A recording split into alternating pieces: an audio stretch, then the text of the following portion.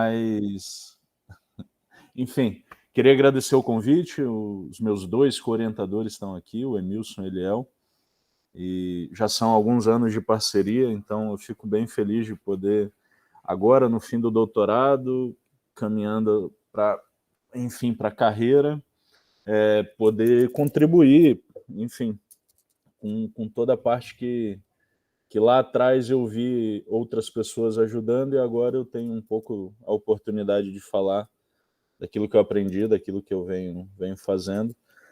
Então eu queria agradecer muito essa oportunidade e vamos lá, vamos começar.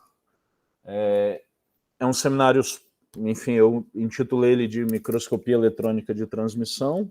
A ideia é tentar ensinar um pouco sobre, fazer um mini curso do que é indexar um padrão de difração. Eu me chamo Matheus Torquato, para quem não me conhece, eu sou... E para quem me conhece também, né? Meu nome é Matheus Torquato, não muda para quem conhece e não conhece. Mas eu sou aluno de doutorado do IME, já qualifiquei, já tem quase 2 anos, estou bem na reta final, nos últimos 6 meses de curso. Meu orientador, o orientador principal, digamos assim, é o professor Ronaldo Sérgio De Biasi, aqui do IME. Ele é um tanto quanto conhecido na nossa área por ser tradutor de alguns livros famosos, como Quittel, para o pessoal de física, talvez para o pessoal de engenharia seja mais comum o Halliday. O volume 3, ele é tradutor e editor há muitos anos, assim, desses volumes. É uma figura bem emblemática.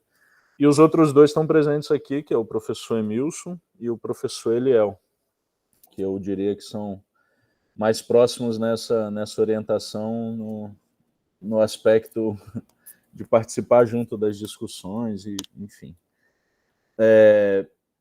Eu botei aqui um menuzinho, né, como se eu estivesse clicando, mas a ideia principal é passar um pouco por esses tópicos, a gente conversar um pouco sobre o que é a microscopia e o que é o microscópio, né?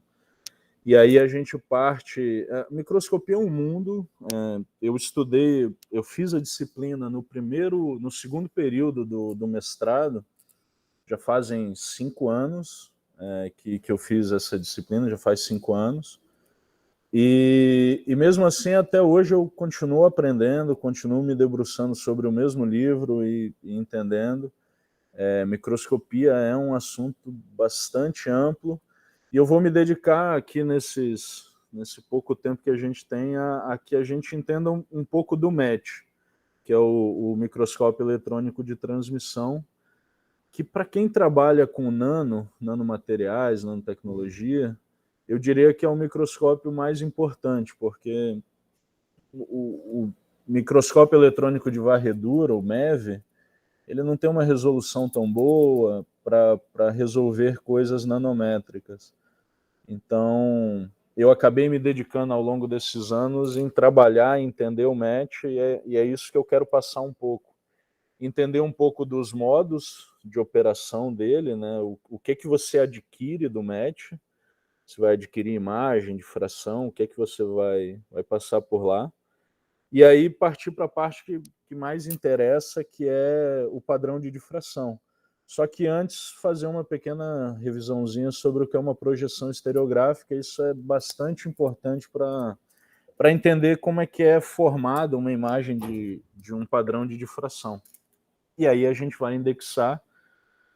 Eu não fiz em slides, eu vou fazer aqui ao vivo para vocês, quem sabe faz ao vivo, né?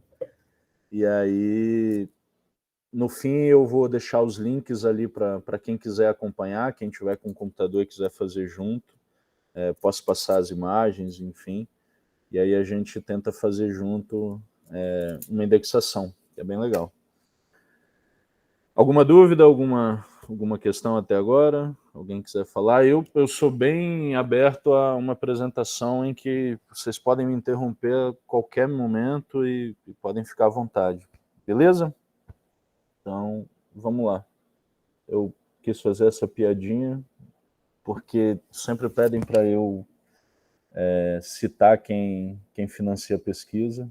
Eu acho importante que isso seja bem claro. Enfim, A microscopia é o microscópio, vamos lá. O que é microscopia? E eu queria que o pessoal abrisse o microfone e algum corajoso tentasse me definir o que é microscopia, para eu poder ir para frente. Consegue ouvir a gente? Consigo. O que é microscopia, galera? Vamos? Eu vou adiantar que é uma resposta bem simples, assim. O que é microscopia? O quê? Desculpa, não tá baixinho. Olhar tudo pequeno. Como? Olhar as coisas pequenas. Tá perto. Microscopia é o estudo dos objetos por meio de um microscópio. Uma resposta bem simples. E é basicamente isso, é enxergar, olhar para alguma coisa por meio de uma ampliação de um equipamento. Existem 3 tipos, basicamente, assim. Ela se ramifica em três grandes grupos, né? Alguém sabe dizer quais são esses 3 equipamentos aí? Reconhecer eles? O da esquerda, pô, é impossível. Todo mundo tem que saber o que é. O que vocês acham que é cada um deles aí?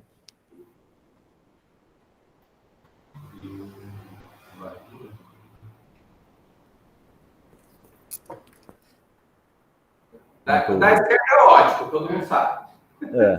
O do meio é? O do meio é o próprio transmissão. E o da direita, talvez nem todo mundo consiga reconhecer. Mas é um... Da direita é ótico também. É um AFM. Ele parece um ótico, mas ele é um microscópio de força atômica, né? Aí podem ser acoplados modos de Raman, enfim, tem várias... O microscópio de força atômica ele é uma ponteira que faz a imagem, mas a aquisição é muito similar a um microscópio óptico. Então, por isso que ele tem esse jeitão. São os 3 microscópios, e eu diria que até aqui é bem introdutório, uma apresentação que meu pai adoraria assistir, mas agora começa a parte mais chata, assim, qual que é a diferença desses 3 microscópios, né? E por que é importante saber qual microscópio vai te atender quando você está olhando para a microscopia, que é o conceito de resolução. E é muito interessante passar a entender as coisas visuais da microscopia a partir de um conceito físico de energia. Então, a definição de resolução é a capacidade de resolver 2 pontos próximos. Isso é resolução. Então, vocês conseguem olhar aqui na câmera e ver que eu tenho os dois dedos estão aqui. Quanto mais eu aproximo, mais difícil é resolver eles dois. Até o momento em que, talvez, para alguma pessoa que esteja muito distante, isso aqui seja um único ponto. E eu não consiga distinguir entre um ponto e outro. E na microscopia e nas imagens, no tratamento de imagem, a gente usa muito o pixel, né? Então, a resolução está muito associada à quantidade de informação que diferencia um pixel do outro. E essa resolução é totalmente vinculada à energia com a qual você está olhando. O microscópio óptico, que todo mundo chama, qual é a energia que ele usa? É luz. Ele é conhecido como um microscópio visible light, né? De luz visível. E o que ele faz? O que um microscópio óptico faz? Ele pega uma lente e focaliza essa luz em algum ponto. E quando ele faz isso, ele está condensando um certo nível de energia que antes estava espalhado, ele está focalizando esse nível de energia em algum ponto. E por isso sua resolução aumenta. Então, um microscópio óptico, você consegue, eu sou engenheiro mecânico e via muito microestrutura de aço. Então você consegue ver coisas ali na casa dos micrômetros e tudo. Por quê? Porque ele está focalizando a energia de um modo em que aquela lente você vai conseguir ter energia suficiente para diferenciar pontos que o olho humano não vai conseguir fazer. Por quê? Porque o olho humano não consegue transformar aumentar a sua resolução, aumentar o nível de energia em algum ponto. Então, resolução é isso. E está totalmente associada ao comprimento de onda daquilo que você está incidindo, da radiação incidente. Que no caso da microscopia é luz, elétrons, né? Sendo acelerados. E aí parte para a segunda equação aqui no canto direito, que é como é que a gente calcula esse comprimento de onda dessa radiação. E ela está muito relacionada com a energia de aceleração do feixe. E aí eu trouxe essa tabelinha, todas as referências que eu peguei são do mesmo livro, Williams e Carter, vou deixar no final para vocês. E aí você começa a perceber que a velocidade aumenta consideravelmente conforme você aumenta a voltagem. Então, isso faz com que um microscópio de transmissão que está acelerando o feixe de luz, né, o feixe de elétrons, a 120, 200 kV, que são os microscópios mais comuns, tem uma resolução significativamente superior àqueles microscópios de luz. E apenas conseguem focalizar uma parte só. E não aceleram esse feixe. Então aqui a gente começa a perceber que cada equipamento tem um seu limite de resolução. Então tem aquilo que você vai conseguir enxergar com cada microscópio. O nosso foco é o microscópio eletrônico de transmissão, que é talvez o mais, assim, o mais refinado desses microscópios pela teoria que ele carrega, né? Pela teoria que ele aplica, na verdade, no seu funcionamento. Então aqui a gente percebe que o microscópio de luz visível, né, o microscópio óptico, vai até algumas centenas de nanômetros. O MEV, existem MEVs bem poderosos, né, que é o microscópio eletrônico de varredura. Esse já acelera feixe, esse tem várias características legais, só que ele acelera numa tensão muito menor.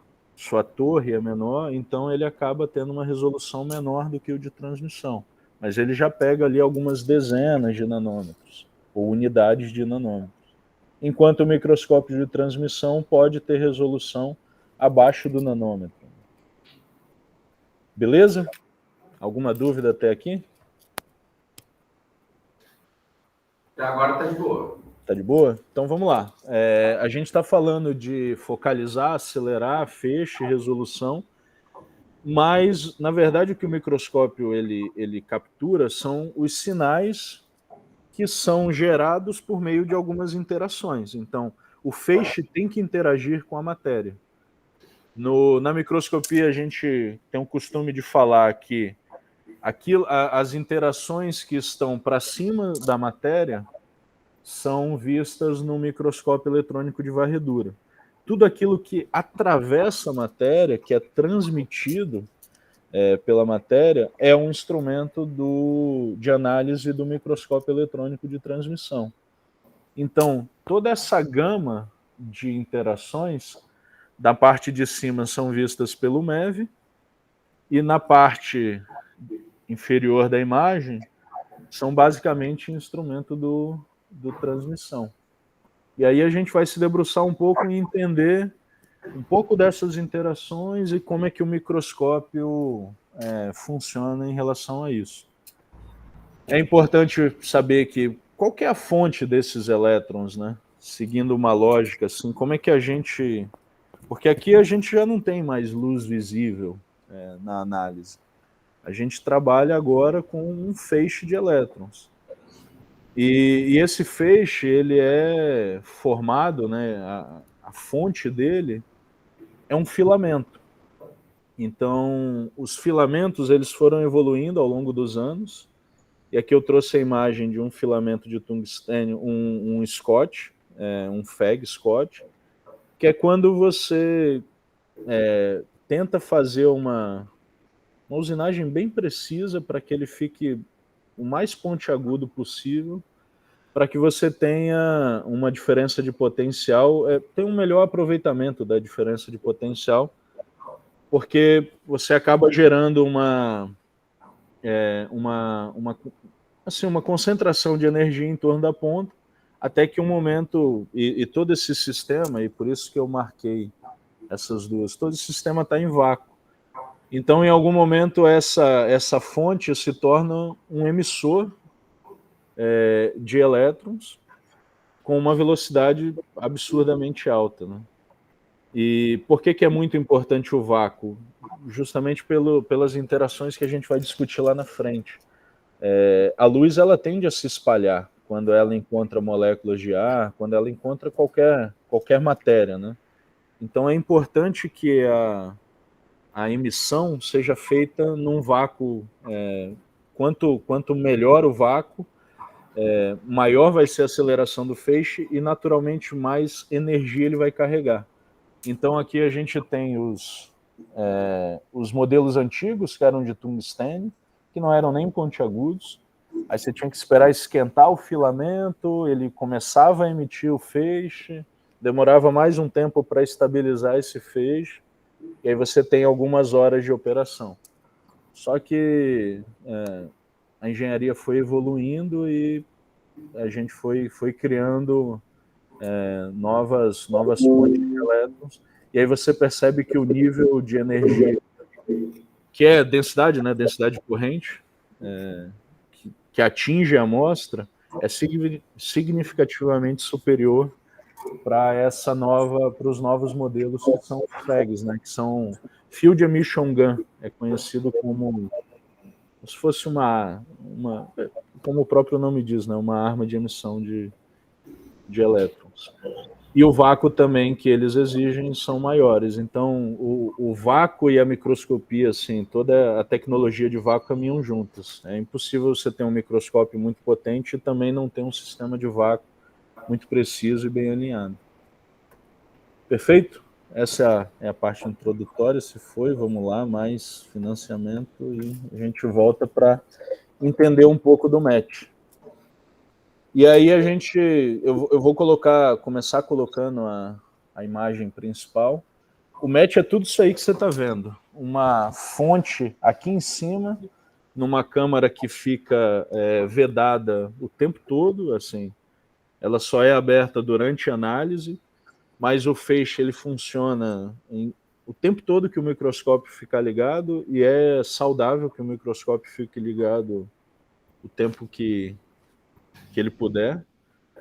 E ele passa a emitir feixe, é acelerado, e aí a gente tem a primeira condensadora. A primeira condensadora fica, na verdade, aqui. Aí a lente condensadora, que é para você focalizar cada vez mais esse feixe. Aí você tem a abertura do porta-amostra aqui. E essa abertura da condensadora é esse botãozinho aqui, que é quando você insere qual lente você queira.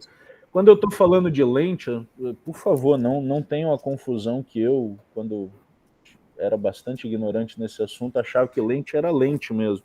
Aqui a lente é uma bobina, é um campo eletromagnético. Então, a maneira com a qual você focaliza a energia do feixe é por meio de uma bobina. Então, quando eu falar lente, entenda um sistema emitindo...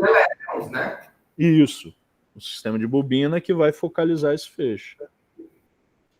E aí você tem aonde você coloca a amostra e você percebe, né, numa região bem central do microscópio. E aí você tem as lentes objetivas e as aberturas que você vai colocar para você analisar ou o modo imagem ou o modo difração. Essa é a construção do microscópio. Existem módulos que podem ser acoplados até abaixo dele, são os módulos de EDS e IOS, é bem comum hoje em dia ter microscópio com isso, mas basicamente é isso, a gente entendeu um pouquinho dessa parte aqui de cima, entender o porquê que essa coluna tem que estar num vácuo muito preciso, porque o feixe é acelerado aqui, e ele tem que chegar com relativa energia até a amostra e até depois da amostra. Ele vai atravessar a amostra. Então, beleza, a gente está com um feixe que é coerente, incidindo. A gente vai ter, naturalmente, uma parte refletida pela amostra, isso é natural. Entretanto, uma parte do feixe ela passa sem sofrer nenhum espalhamento. E é a primeira vez que eu estou usando esse termo e ele vai ser bastante importante. Os espalhamentos é o que forma o match, é o sinal do match. Então, uma vez que o feixe toca a amostra, ele vai se espalhar. Uma parte do feixe vai sempre continuar, que a gente chama de feixe transmitido, feixe direto, existem vários nomes para isso, mas é o feixe que não sofreu espalhamento. Dependendo do quanto você está acelerando o feixe e da qualidade do seu vácuo, isso pode ser uma parte muito significativa do feixe. E é a parte que carrega mais energia. E então você passa a ter os espalhamentos coerentes que são elásticos, os incoerentes que são inelásticos e os incoerentes que são elásticos. Grande parte do sinal é formado por aquilo que é coerente e elástico. Então, só para a gente ficar bastante claro, algo coerente é quando mesmo espalhado ele permanece em fase, né? Ele entra em fase. Então, o sinal de algo que foi espalhado coerentemente é um sinal, entre aspas, organizado. É bem fácil para um detetor conseguir separar um sinal coerente de um sinal incoerente. O nível de energia é bem definido.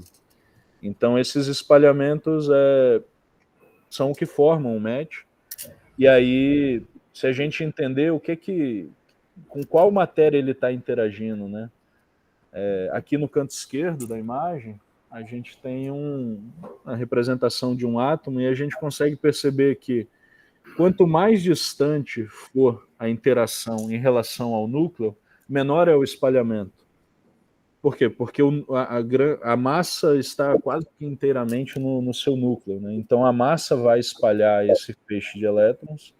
Então você vai ter uma parte de uma interação que está espalhando pouco e uma parte da interação que está espalhando mais. A parte da interação também está sendo refletida, está sendo gerado raio-x nesse sistema, tem elétrons Auger, tem uma infinidade de sinais que são formados. Mas é importante a gente entender isso, que o feixe, a interação, aquilo que o match trabalha, o que eu gostaria que, assim, se vocês saíssem daqui entendendo isso, o que um microscópio eletrônico faz? Ele joga um feixe fortemente acelerado e analisa os seus espalhamentos na matéria, entendendo que cada átomo vai espalhar de uma maneira diferente devido à sua massa, devido às suas propriedades, fazendo com que você tenha uma ferramenta que consiga diferenciar coisas muito pequenas com precisão. Você consegue tratar esse sinal e entender. Então, o que é o match? Né? Eu gosto muito da frase de um professor de Campinas, que é um microscopista, eu acho que um dos melhores do país, que é o Jefferson Bettini. Ele gosta muito de uma frase que é: o microscópio eletrônico de transmissão é um equipamento de difração, é um equipamento de espalhamentos, que faz imagem. Eventualmente ele faz imagem. Você consegue processar o sinal para formar imagem. Mas o que é um microscópio? Ele é um feixe sendo acelerado e a gente analisando o espalhamento desse feixe. Beleza? Alguma dúvida até aqui? Alguém? Comentário? Alguém quer falar alguma coisa? Eu gostei dessa última frase sua aí. Porventura as imagens. Porventura, eventualmente. Mas ele é um equipamento de difração. E eu gosto muito disso, né? Eu levei um bom tempo para perceber que a gente usa o termo difração com um nome tão bonito, quase sempre associado à difração de Bragg, né? Mas difração é um sinônimo de espalhamento. A gente só que tem um costume de adequar essa palavra a uma difração específica, que é o espalhamento de Bragg. Ele obedece uma regra muito específica, e aí a gente chama de difração. Mas tudo é difração, assim como tudo é espalhamento. Então, legal. A gente consegue agora entender por que existem vários detetores, por que existe tanta coisa dentro do microscópio? Porque existem uma infinidade de espalhamentos ali dentro. Então, o MEV, por exemplo, existem dois modos de operação muito clássicos, que é os elétrons secundários, que são aqueles elétrons que correm perto da amostra, na superfície dela, e os elétrons backscattered, né, que são os elétrons retroespalhados, que daí é outro detetor, é outro nível de energia, e eles costumam ser capturados. E então, assim, se você quer analisar no microscópio eletrônico de varredura a superfície do que você vai coletar elétrons secundários, porque o sinal que eles geram é na região de interesse. Aí eu quero ver diferença de massa, eu estou achando que eu tenho um precipitado numa amostra e tal, quero ver, e esse precipitado é um óxido que tem uma massa muito diferente da sua matriz. Você vai usar um backscatter. Por quê? Porque o sinal está associado com o espalhamento devido à massa, com a reflexão, o retroespalhamento devido à massa. Então você vai coletar outro sinal. Já no microscópio de transmissão, você pode ter o bright field, que é tudo aquilo que passa pelo feixe diretamente. Você tem o dark field, que é quando você começa a olhar o sinal não do feixe transmitido, mas sim do espalhamento próximo a esse feixe transmitido. E é bem legal, porque bright field e dark field é um termo interessante, porque ele te mostra o que está brilhando, e no outro ele escurece aquilo que está brilhando, ele mostra o que está espalhando. Então, são os dois modos. E aí, naturalmente, tem os de high angle, né? de alto ângulo do dark field. Então, quando alguém... É uma pergunta que algumas pessoas gostam de fazer como se fosse uma espécie de pegadinha, assim, você opera o match em campo claro ou campo escuro? Dependendo da análise que você vai fazer, essa é uma pergunta que não faz muito sentido, porque você está vendo a mesma informação, uma pelo feixe transmitido e outra pelo feixe que está sendo espalhado, mas a informação é a mesma. Então, existem imagens que vão ficar melhor em campo claro e outras vão ficar melhor em campo escuro. Agora, se você está analisando outras coisas, aí não. Aí essa é uma pergunta bem válida. E a gente vai tentar entender um pouco como é que é esse processo lá dentro. E essa é a ideia da apresentação. E aí é isso, não tem texto nenhum na apresentação. Por favor, me interrompam se surgir qualquer dúvida. Beleza? Então, agora um pouco mais esquemático, a gente vai entender o que é que as condensadoras fazem, né? Você tem um eixo que está emitindo feixe. Você tem que pensar que esse feixe, por mais que esteja sendo emitido em vácuo, ele não é um feixe tão coerente. Ele está sendo espalhado em todas as direções possíveis que aquele vácuo permite. Então é importante a primeira condensadora, porque ela é a primeira focalização. E aqui tem um conceito que é muito importante, e que é um conceito que demora a se entender, mas aonde o feixe é focalizado, o termo da onde o feixe se encontra, onde ele foi focalizado, é o crossover. Né? É no crossover que é formada a imagem ou que a informação pode ser resolvida. Então, guarda um pouco tudo que eu falei, assim, e dentro daquilo que eu falei de enxergar alguma coisa a partir de energia, a gente tem que entender que quando o feixe está totalmente espalhado, a gente não resolve e não enxerga nada. A gente enxerga só uma multidão de sinais e é como se você olhasse uma imagem sem foco. Por que você não consegue distinguir nada? Porque a energia está ali. Se não tivesse, você não estaria vendo. Você estaria vendo uma completa escuridão. Então tem energia. Mas por que você não consegue resolver esses pontos? Porque a informação não tem um crossover, não tem um encontro, o feixe não está focalizado em um ponto onde essa energia consegue resolver cada um dos pontos.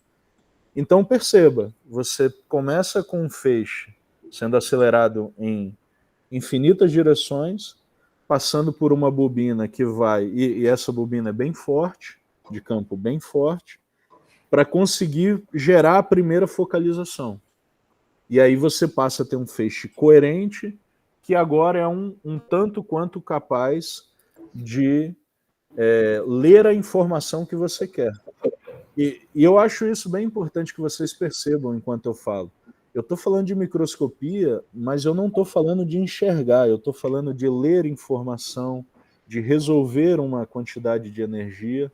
Então, tenta tirar um pouco a ideia de que microscópio é para os olhos. Não, microscópio é energia. Você está analisando conceitos, você está analisando a física, não visual ali, mas a luz e o que está... por ser luz, a gente está acostumado a querer enxergar as coisas, né? Você não vai ver um crossover, mas você vai entender que a partir do momento em que, olha, eu consigo resolver esse ponto e esse ponto, quer dizer que o crossover está ali, quer dizer que a focalização da sua energia está ali, gerando um sinal coerente e te devolvendo a informação. Perfeito? Então esse é o objetivo principal da primeira lente, gerar o primeiro crossover e focalizar esse feixe. E aí vem a segunda condensadora, que é a condensadora do botãozinho que tem lá, que é quando você vai mover o diafragma dela, você vai escolher qual condensadora você quer, que é apertar esse diafragma ou abrir ele. O que você está fazendo quando você faz isso? Você está colocando mais campo ou menos campo e focalizando ainda mais o feixe. Existem microscópios que têm lentes abaixo da segunda condensadora, e aí depende da construção do microscópio, mas tradicionalmente a segunda condensadora é a condensadora que vai jogar o feixe na amostra.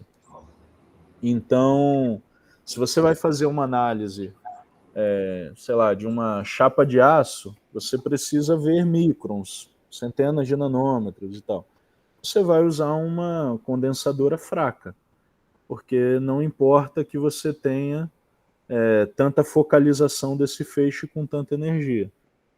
Agora, se você... Fez um barulhinho aí, alguém entrou? Não sei se eu caí. O Eliel fez uma pergunta, dá uma olhada aí no chat. Deixa eu... Se você quiser, eu leio para você. Não, eu posso abrir aqui. Não, na ponta do canhão, não. Na ponta do canhão não tem nada. Por um aspecto de manutenção do microscópio, Eliel, o canhão ele fica numa câmara. Então, assim, e essa câmara é sempre vedada. Eu acho engraçado isso, né? No microscópio tem um botãozinho que é chamado TEM, que é tipo de match, né? É estranho, o nome do equipamento tem um botão lá. Esse botãozinho nada mais é do que fechar e abrir essa câmara do feixe. Então, ele tem um sistema de vácuo totalmente específico e separado do restante da coluna, justamente para proteger o filamento. Esse filamento, uma vez em vácuo, se você voltar ele, tirar ele de vácuo, você estraga ele ele oxida no momento em que você tirar ele. Então, Matheus, deixa eu talvez fazer a pergunta por aqui para ver se fica mais claro. É porque é o seguinte, você está falando que você tem uma lente, né? Aí minha pergunta é, essa primeira lente, quando você tem uma lente, você tem uma distância focal. Sim. Ok? Que é uma característica da lente. Aí eu queria saber se nessa primeira lente, ela é mais fixa, de forma que a distância focal dela de trabalho seja exatamente a posição do canhão. Não é que a lente vai estar lá. É tipo, Sim. Se a C1, ela vai, tipo, o foco dela é no canhão e depois em algum ponto qualquer, para ela pegar Não, os carros eu do vou me canhão e centralizar. eu vou me adiantar aqui. Não preciso. Exatamente. Toda a parte das primeiras duas condensadoras, tudo aquilo que está acima da amostra é fixo, de nível de energia fixo, tudo fixo. Você não consegue mover a quantidade de campo, você não consegue mudar nada no microscópio. É como se fosse o parâmetro de construção dele. Então, essa distância da C1 é fixa e você não controla essa força dela. Beleza? O que você controla é a segunda condensadora. Acima da primeira condensadora é feixe espalhado, feixe que está vindo do canhão. Não sei se te respondi.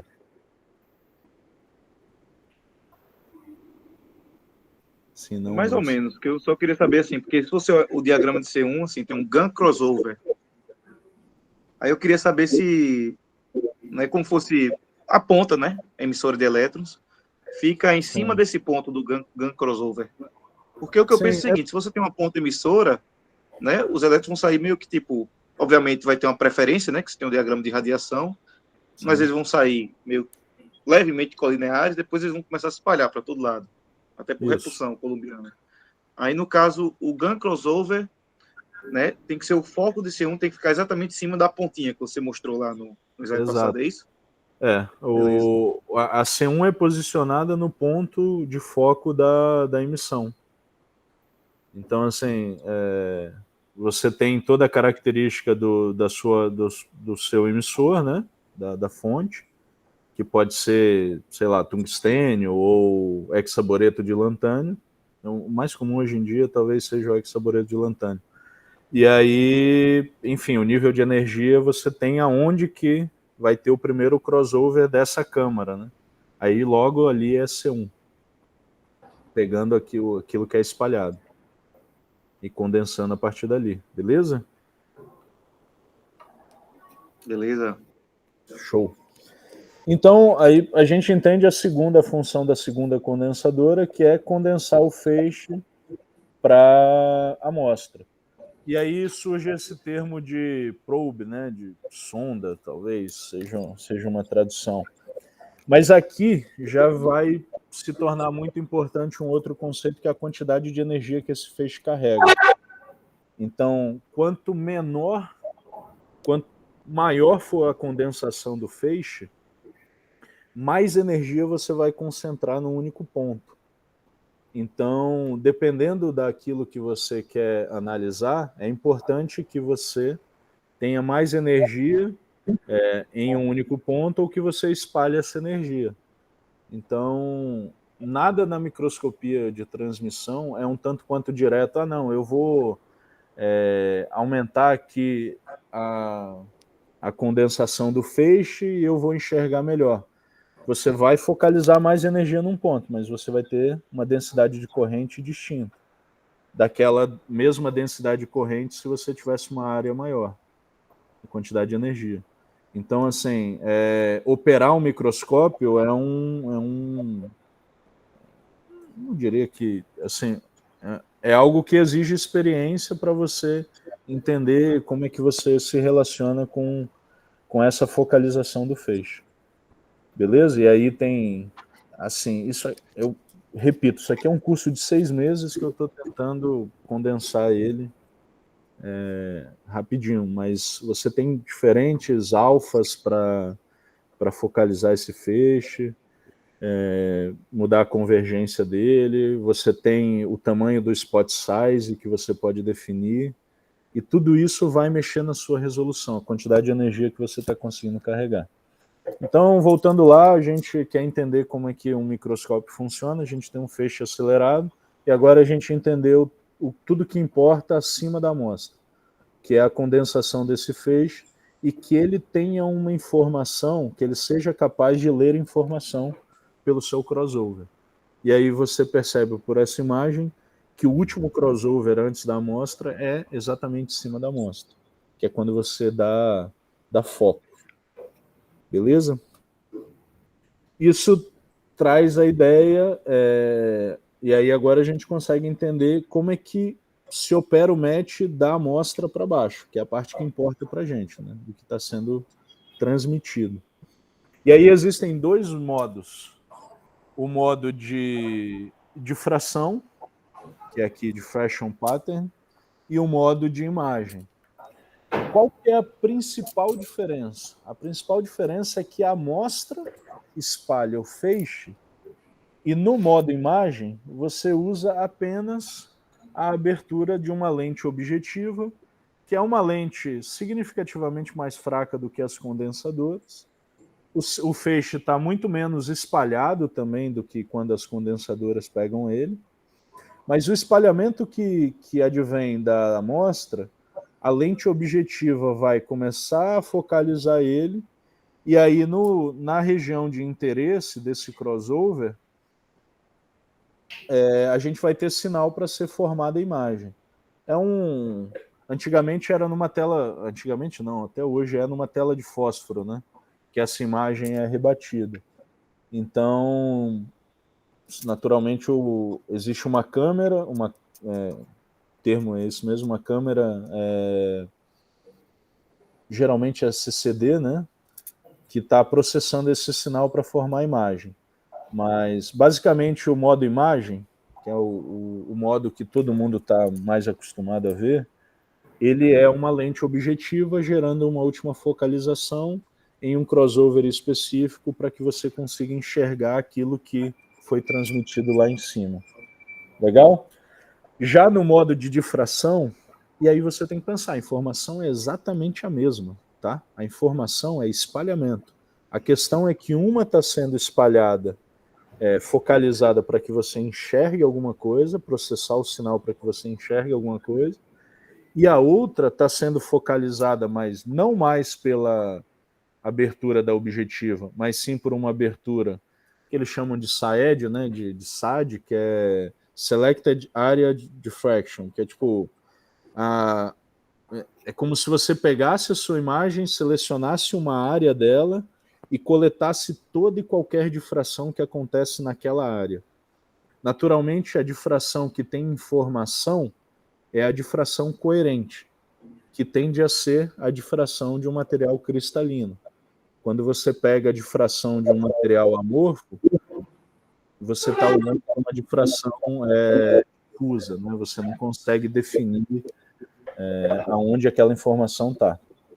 Legal? Então é isso.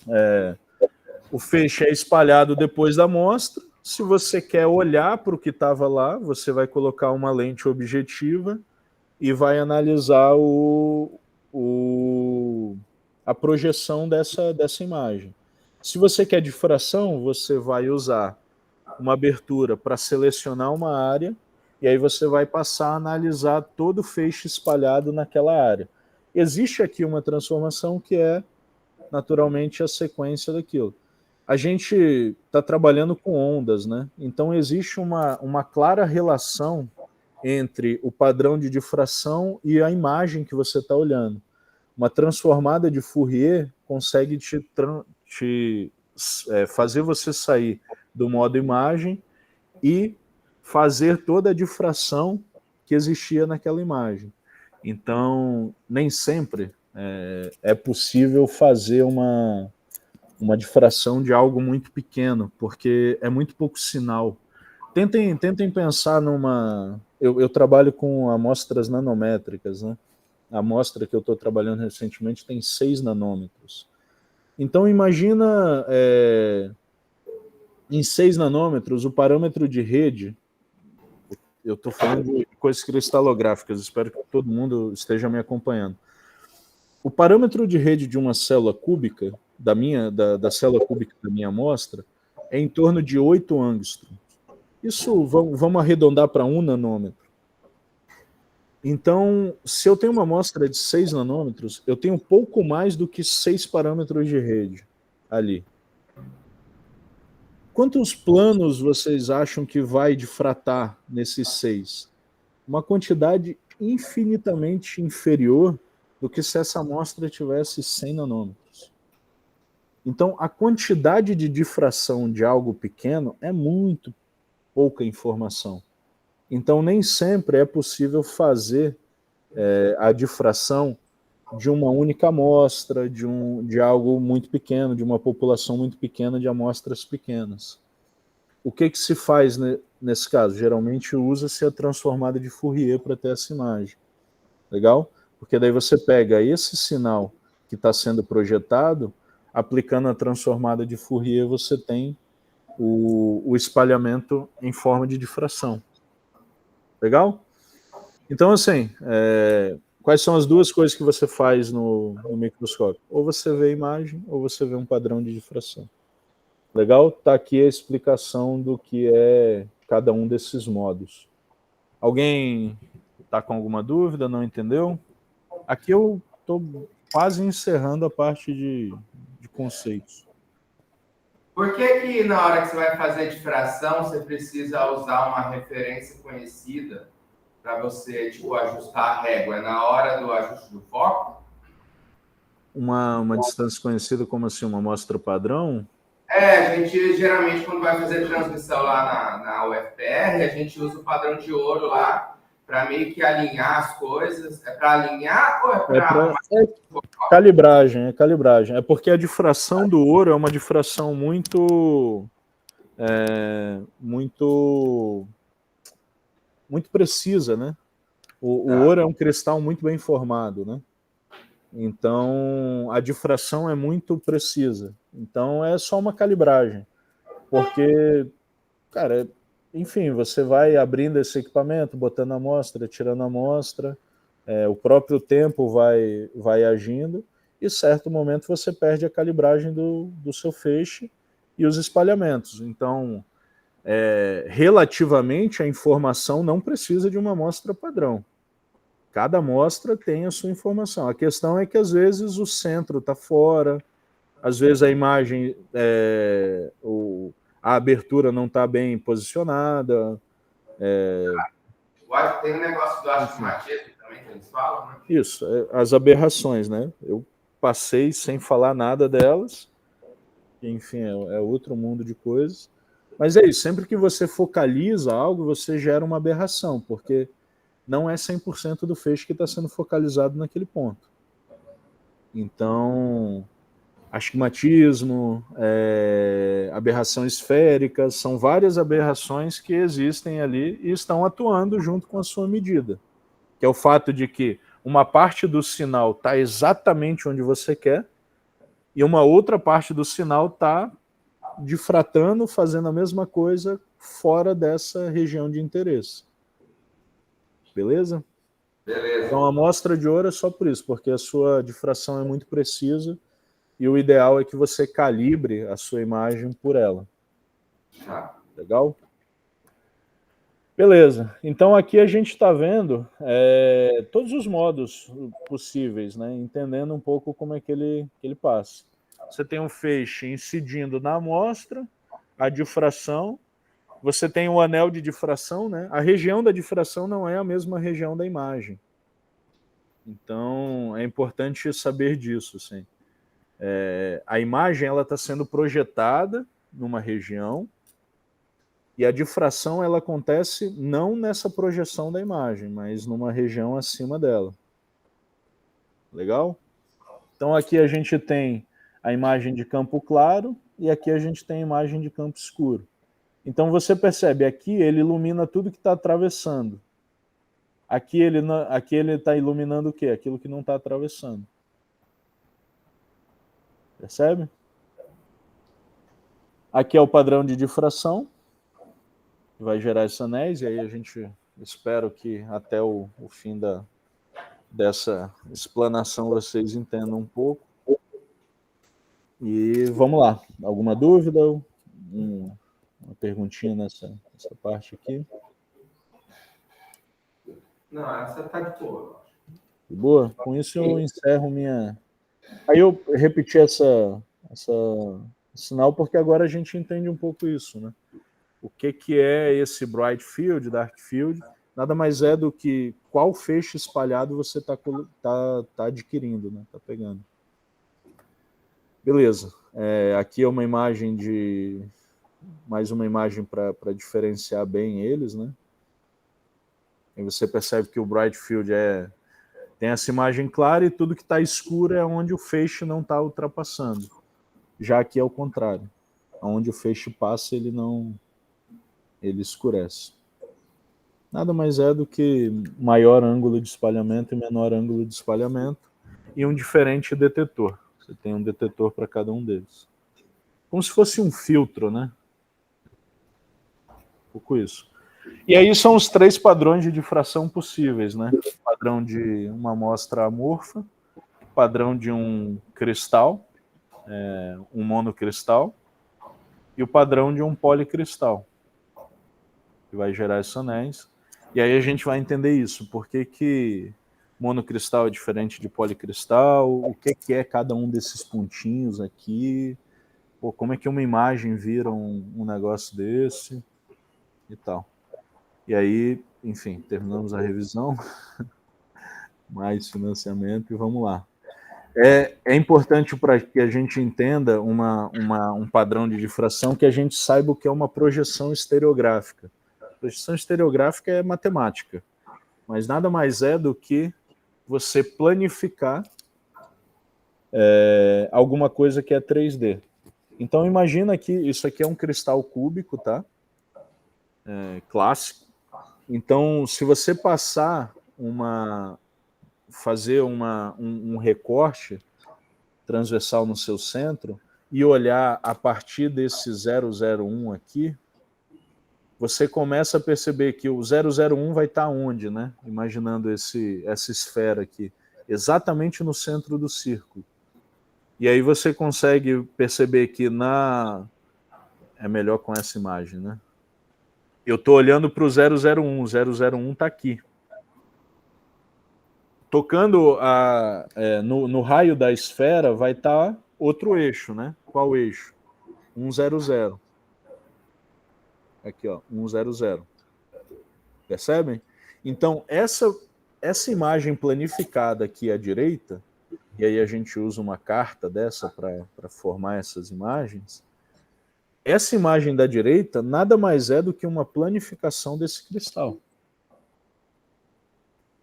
Então, alguém aqui nunca viu isso ou é familiar com essa, sei lá, com esse conhecimento? Alguém tem alguma coisa para falar? Volta a outra, eu acho mais visual, assim. Mais didática? Pensa aqui, ó, por exemplo, 1, aqui, ó. Se você fosse projetar a normal dele, né? Tudo aqui é projeções de normais do plano, né? A melhor maneira de você definir um plano é pela sua normal, correto? Então, a normal do plano vai tocar a esfera nesse ponto. Aí você faria o quê? Você rebateria esse ponto no plano.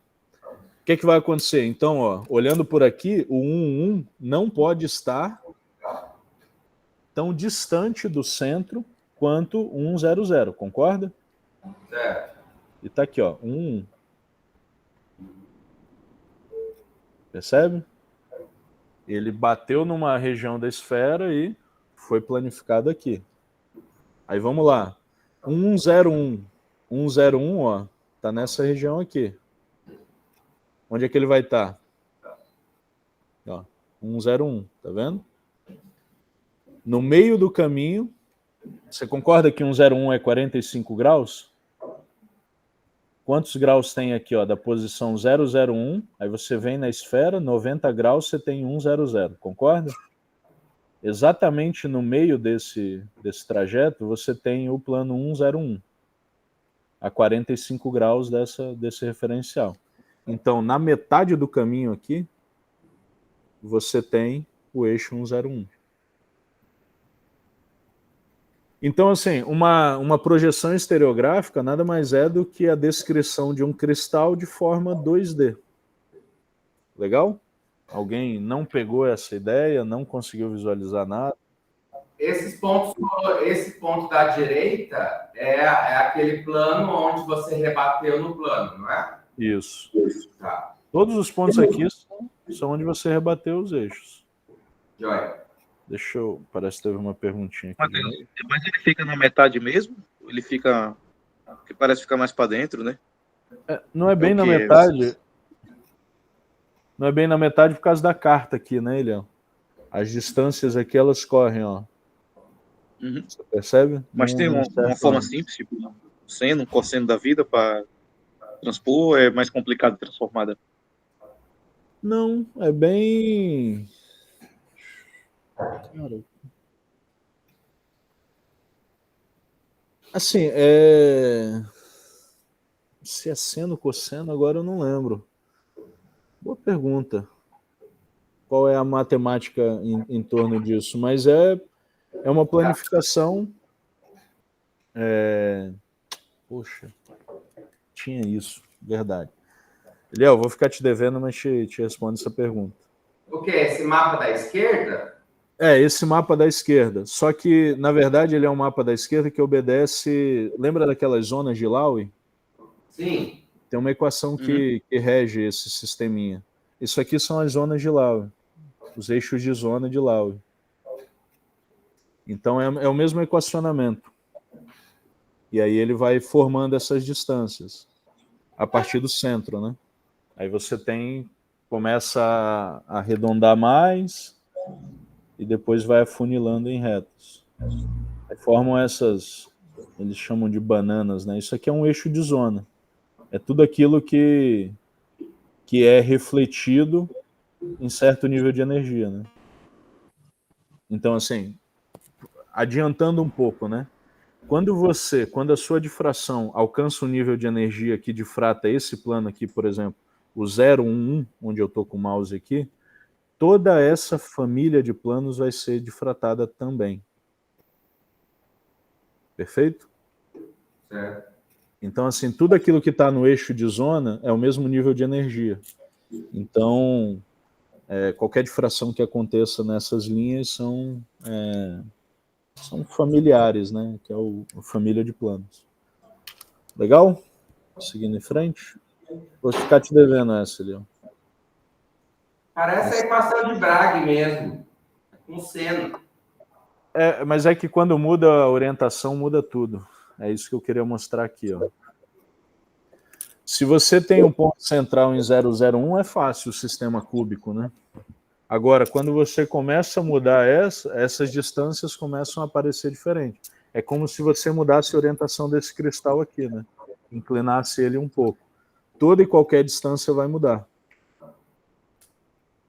Percebe? Então é muito importante numa projeção estereográfica que você entenda onde está centralizada essa projeção. Beleza? Você está olhando para um cristal que é nanômetros de espessura, afinal de contas o feixe tem que atravessar ele.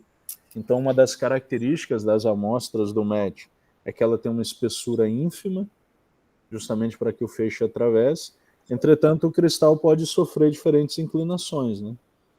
E aí você tem que ter muita certeza para qual eixo, para qual referencial você está olhando nessa projeção, já adiantando que a difração é uma projeção estereográfica da amostra, do cristal. E aí a gente consegue agora começar a entender que isso aqui nada mais é do que uma projeção estereográfica, né? Então, aqui é um padrão de difração um tanto quanto esquisito, porque não tem aquele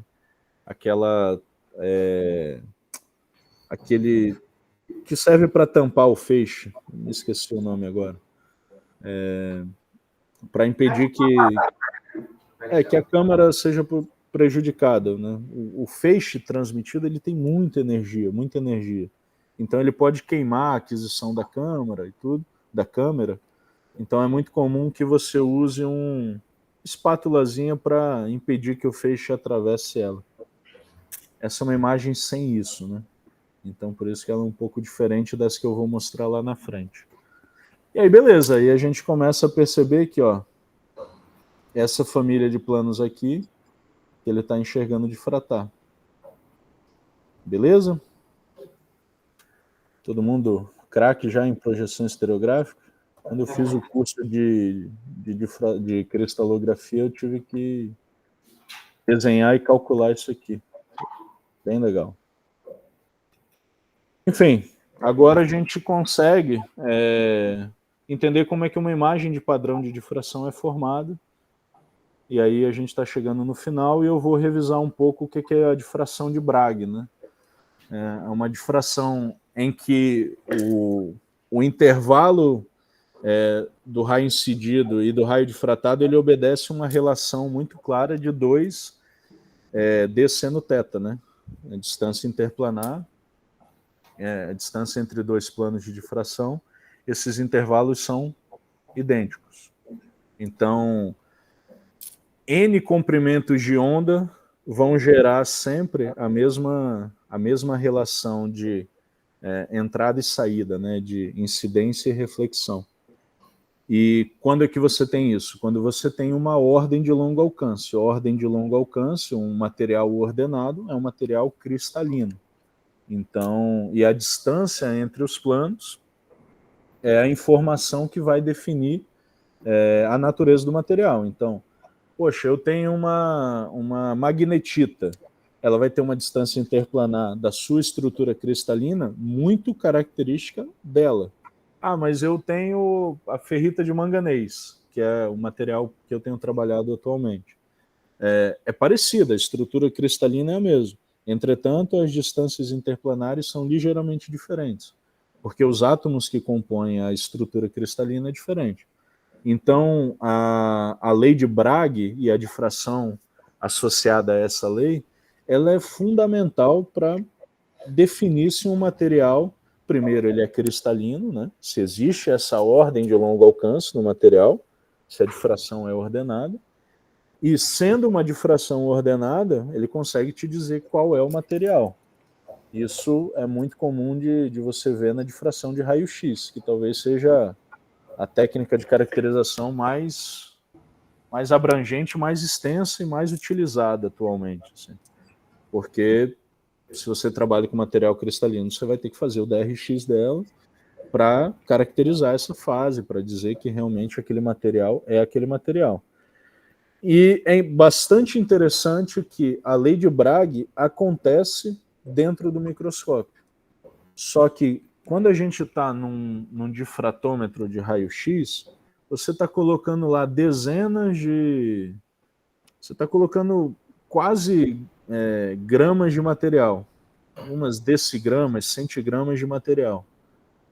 Pô, em 1 grama de material você vai ter uma infinidade de cristais. Então, quando você faz uma difração de raio-x, de pó, por exemplo, você está olhando para um volume de interação muito grande, muito grande. Quando você vai para dentro de um microscópio, o que acontece? Você está olhando para poucos cristais. Entretanto, a resolução dentro de um microscópio, e aí lembra, a resolução é quantidade de energia. A quantidade de energia associada à difração de um elétron é significativamente superior à difração de raio-x. A velocidade desse espalhamento é significativamente superior e, como consequência, a quantidade de energia que esse fenômeno carrega é muito maior. Então, são informações similares, tá? Difração de raio-x e difração de elétrons. São similares. Entretanto, uma é feita num volume e outra é feita numa quantidade muito pequena, numa área muito pequena. Entretanto, com muito mais resolução energética. Então, a informação é muito mais precisa dentro de um microscópio, no sentido de resolução, do que numa difração. Só que a difração ganha no volume que é analisado. Então, você tem uma análise global e na outra você tem uma resolução local. Ok? Beleza. Então, a minha ideia com esses próximos slides é conseguir provar para vocês que acontece uma lei de Bragg dentro do microscópio. Então, para isso, a gente vai imaginar 2 planos de átomos, a gente vai imaginar um feixe paralelo incidindo a amostra, e aí o espalhamento desse feixe. Beleza? Então, feixe incidente e feixe difratado. Feixe incidente, feixe difratado. E aí a gente tem essa distância entre esses dois feixes, né? Que é a região de difração. Beleza? Até aqui algum problema? Se tiver um problema aqui, aí é o problema bem na raiz do... Não, essa tá de boa. Tá de boa? Clássico. Todo mundo consegue perceber essa relação? Então, beleza. Agora a gente vai colocar as distâncias, né? A distância entre o átomozinho C e B aqui é a distância interplanar, né? A distância D. Só que a gente tem duas distâncias. E aí, ó, vou voltar aqui na lei de Bragg. Tá vendo esse delta aqui? Esse delta é a distância AC e C e D. Então aqui, matematicamente, você consegue perceber que AC mais CD é igual a 2D seno θ. Desse ângulo. O que é 2D seno θ? 2D seno θ é n lambda. Então aqui, nessa simplificação, a gente tem a comprovação que a lei de Bragg acontece lá dentro, em alguma condição, né? Em alguma difração acontece a obediência a essa relação de Bragg. E aí o material está pronto para ser analisado por enfim, a gente encontrar a distância interplanar dele. Então, beleza, a gente tem lá que 1 sobre lambda vai ser igual a esse eixo, e aí a gente vai conseguir entender que o vetor K, na verdade, ele é 1 sobre a distância interplanar. Beleza? A gente pega a lei de Bragg, passa a distância interplanar para lá, e aí a gente tem claramente essa relação, até que a gente percebe que o vetor K nada mais é do que 1 sobre a distância interplanar. Isso é bastante importante por causa de um problema que é o tamanho das coisas que a gente está olhando. Então, 1 sobre 2 parâmetros de rede, pensa que um parâmetro de rede é de 1 a 10 angstrom. A gente vai ter que olhar para algo que é 10 na 10. Isso é possível de ser visto? Não tem como, né? Não tem como a gente olhar algo de 10 na 10. Então, assim, no mundo real, no plano real, não tem como a gente encontrar a distância entre dois átomos, entre duas linhas de átomo, né? Entre dois planos de átomos. Por quê? Você precisaria de um nível de energia, uma resolução absurdamente grande. E hoje em dia tem microscópios, tá, que conseguem resolver, mas não são tão acessíveis. Então, a 200 kV você não consegue fazer essa conta aqui e dizer, não, esse é o plano 200, esse é o 220. Não tem como fazer isso. Por quê? Porque a quantidade de energia associada a isso é muito grande. Beleza? Qual que é a solução? A solução é ir para o espaço recíproco. Eu, Emilson, dessa vez não quis falar de zona de Brillouin e tudo. Preferi pular direto para o que é o espaço recíproco. O espaço recíproco é uma representação do espaço real. É como se fosse o inverso do espaço real. Então, distâncias muito, muito, muito pequenas no espaço real se tornam grandes distâncias no espaço recíproco. E vice-versa. Então, o espaço recíproco é uma geometria que é uma ferramenta geométrica que é usada quando você tem que resolver informações muito pequenas. Só que o que é o espaço recíproco? Uma projeção. Então, olhando lá para trás, a projeção de um cristal, quando você olha, aquelas distâncias são, na verdade, distâncias de um espaço recíproco. Então, quando você está olhando para uma amostra, e você tem uma imagem, as distâncias são no espaço real. Você transforma essa imagem, você utiliza o sinal advindo dessa imagem, transforma ela para o espaço recíproco, o que você vai analisar? Um espaço muito, muito, muito menor da imagem, entretanto ele vai ser ampliado. E aí, tudo aquilo que está na esfera de Ewald, né? E aí, cara, se o professor estivesse vendo isso aqui, ele ia brigar comigo.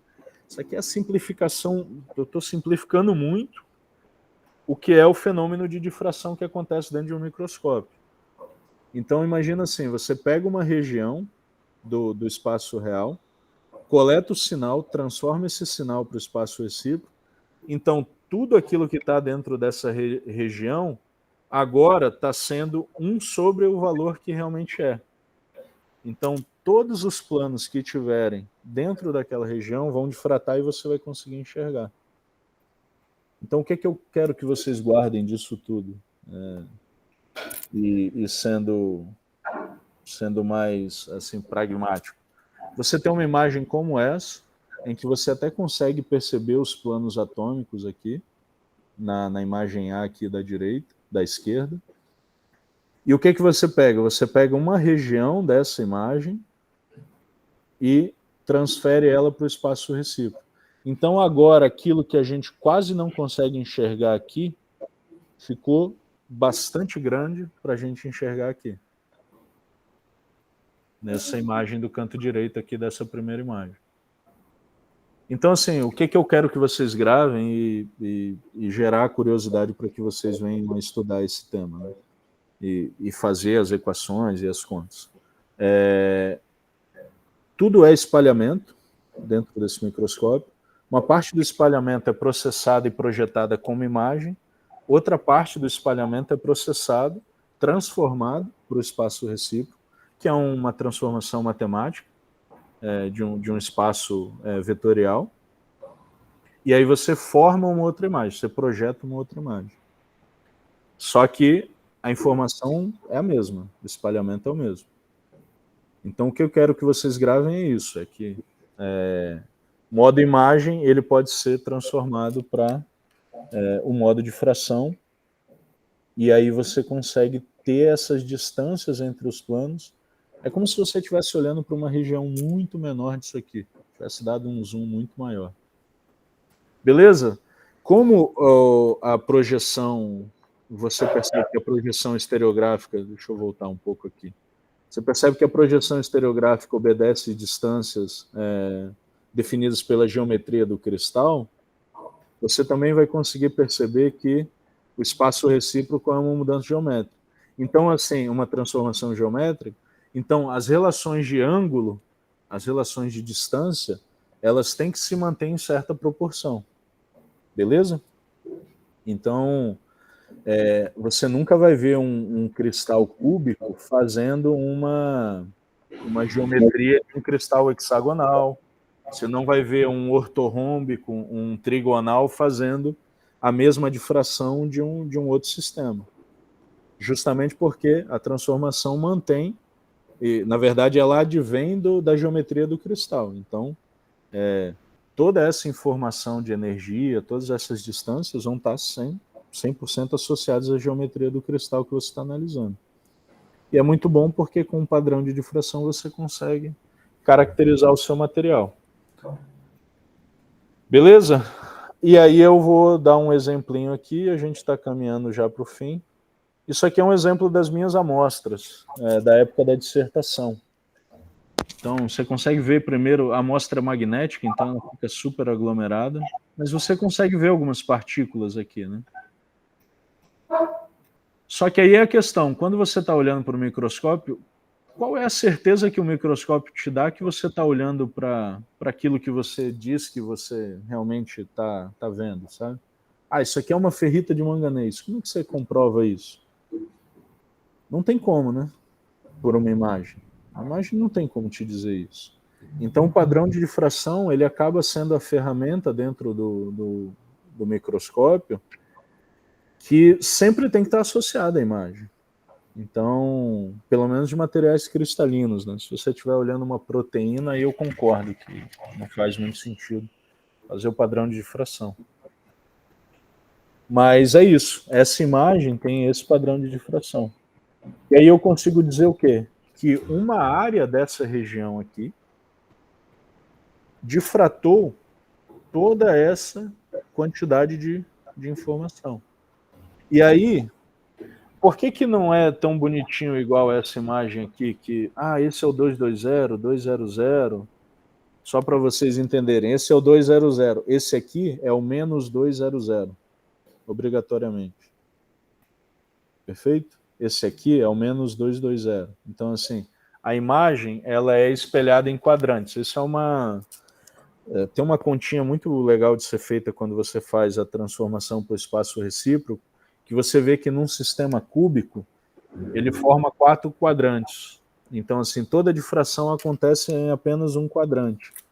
Então, se você imaginar recortar essa imagem em 4 aqui, toda essa informação que acontece nesse primeiro quadrante aqui, que eu estou pintando aqui, passando com o mouse, ela se repete nesse quadrante, se repete nesse quadrante, nesse quadrante. Quando você olha para um único cristal, o que acontece? Você só vai ter um plano difratando.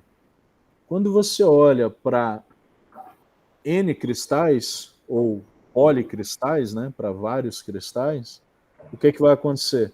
Os seus correspondentes, todos vão difratar, né, todos os cristais, só que eles vão difratar em diferentes ângulos, né, posições.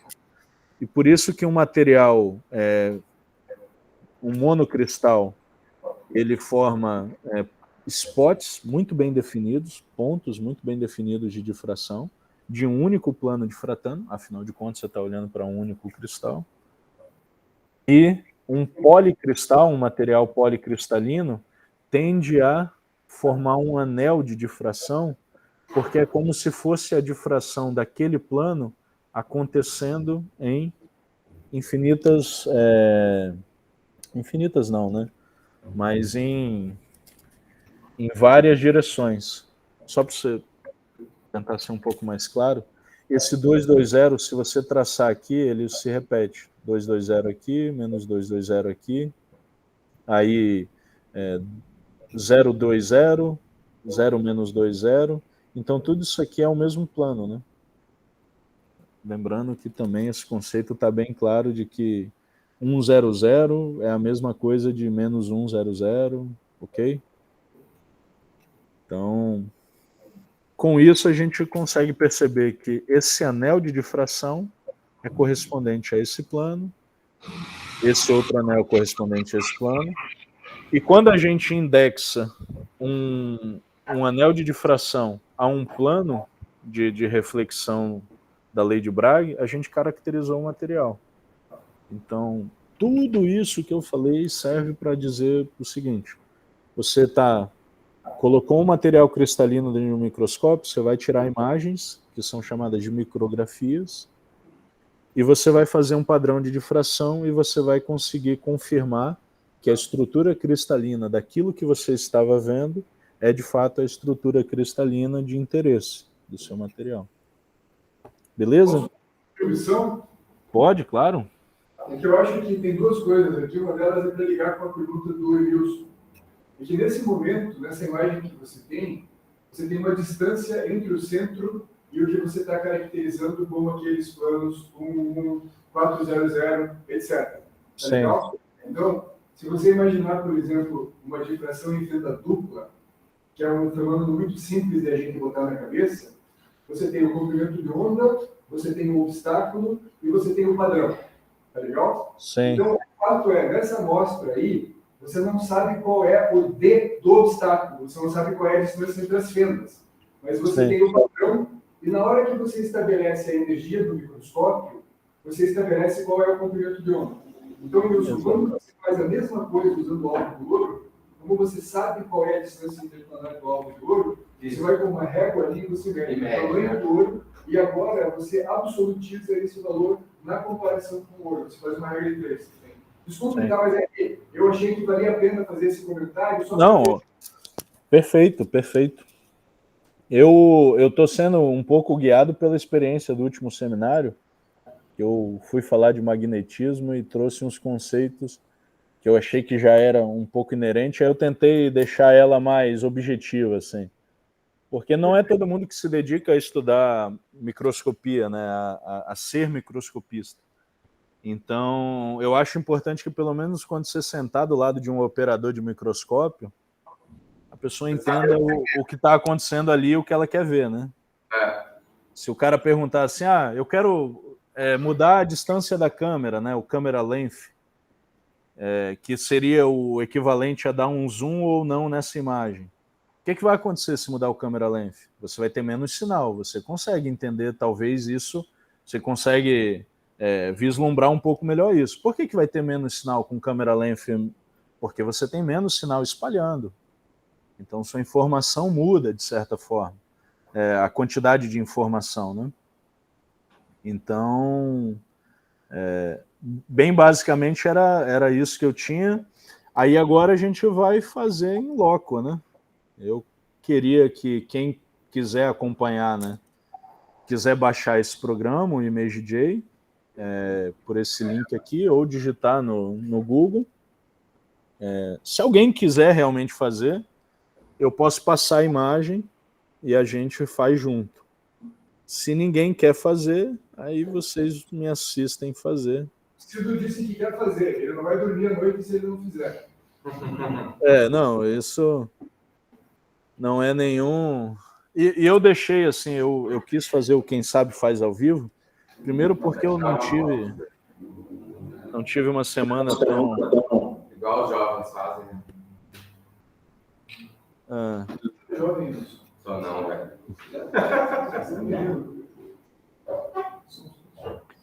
Então, agora eu vou para uma parte que eu gostaria que vocês me interagissem mais comigo mesmo, né?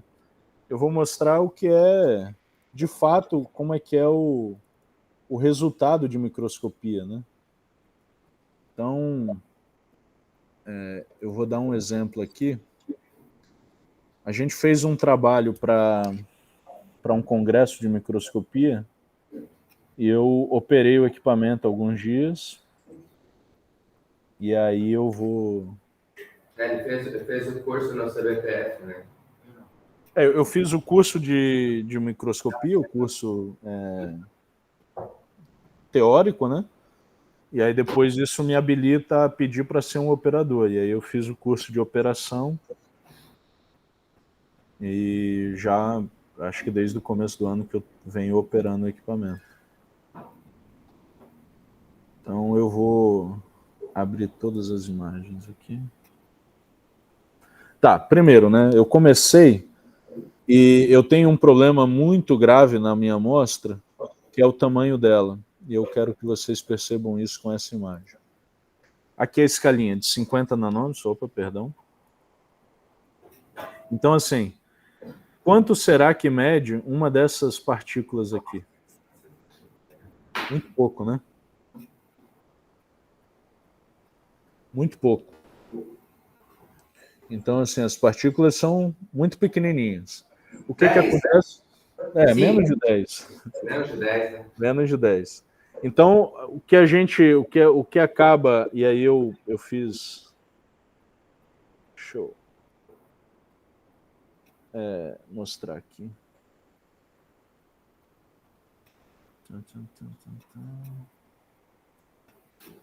Só para ficar...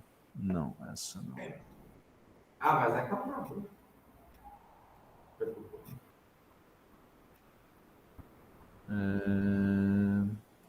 É essa aqui. Eu tô com o Fiji aberto. Fiji e ImageJ é a mesma coisa, tá? O Fiji só é uma ferramenta mais completa do que o ImageJ. Aqui tá só para... Eu guardo esses arquivos para se algum dia algum referi quiser conversar e tal. Isso aqui foi uma seleção livre que eu fiz das partículas. Tem maneiras mais bonitinhas de fazer isso. Mas...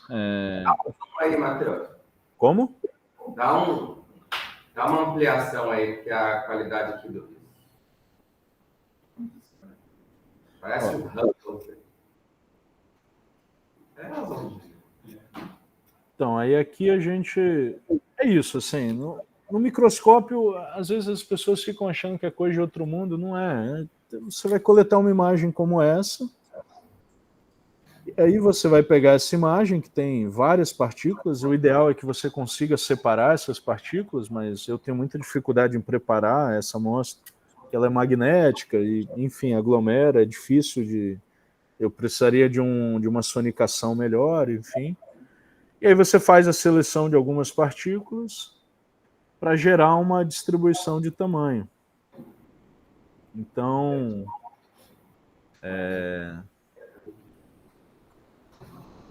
com a imagem se faz isso, né? Esse é o objetivo. Eu gero uma... Deixa eu pegar.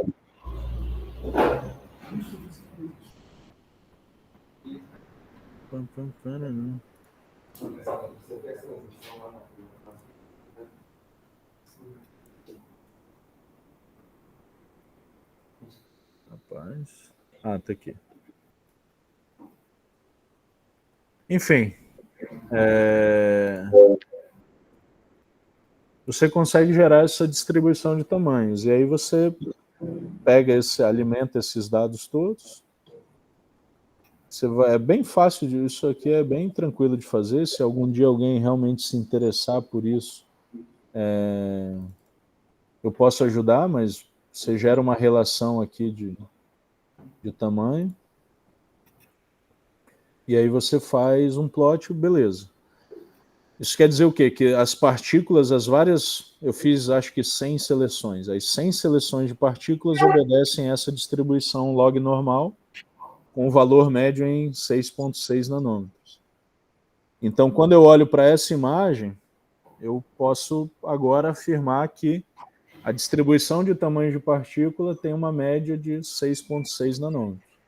Legal.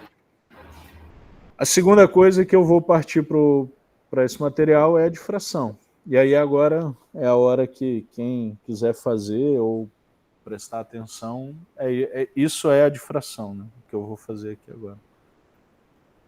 A imagem está assim escura, isso pode acontecer.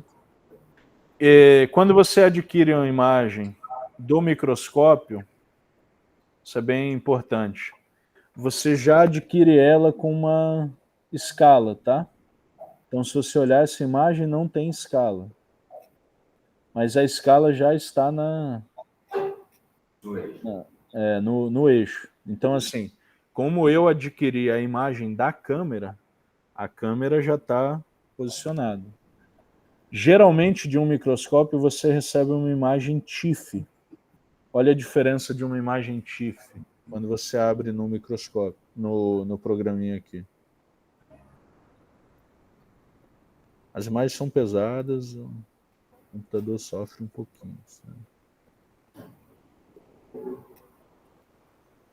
Ó, qual que é o eixo aqui? Pixel, tá vendo? Ele só está dizendo que aqui existem 1143 pixels por 1143 pixels. Não tem informação de tamanho aqui. Quanto que mede cada pixel? Não sei. Concorda? Então, assim, bastante atenção com quem... Opa. Deixa eu só melhorar um pouquinho essa imagem. Aí. Bastante atenção com quem... com a imagem que você vai pegar, para ver se ela realmente está com as distâncias, porque presta atenção no processo aqui. Vocês concordam comigo que o raio é a distância do que me interessa? Eu vi a projeção estereográfica, vou voltar aqui na apresentação. O que me interessa aqui é encontrar essas distâncias, né, entre os eixos. Só que quando infinitos cristais, infinitos não, né? Quando finitas difrações, mas diversas difrações aconteceram no mesmo plano, eu não tenho um spot aqui. Então todo esse diâmetro me interessa. Legal? Aí eu pego aqui a ferramenta de fazer diâmetro, seguro o shift e consigo fazer um círculo em torno da região que me interessa aqui. Tá, essa. Ctrl M, ele abriu aqui. O que é esse valor de área aqui? Nada, é pixel. Então percebe, sempre que você tiver uma imagem, que ela for TIFF, bastante cuidado, você tem que colocar a escala nela.